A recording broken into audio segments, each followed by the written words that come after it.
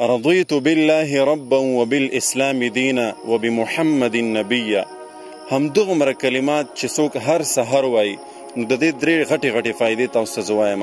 حدیث کې راځي رسول الله صلی الله علیه وسلم فرمایي چې کوم مسلمان سحر 3 کرته داسې ووایي چې رضیت بالله ربا وبالاسلام دینا وبمحمد نبیا، د ټولو نه اولنۍ غټه فایده چې د په دنیا کې هغه دا ده چې دغه انسان ته به الله د رب العزت د ایمان ذایقه ور نصیب کی، یعنی د ایمان په خوند باندې به پوي کی، د ایمان نور ورته الله ور نصیب کی.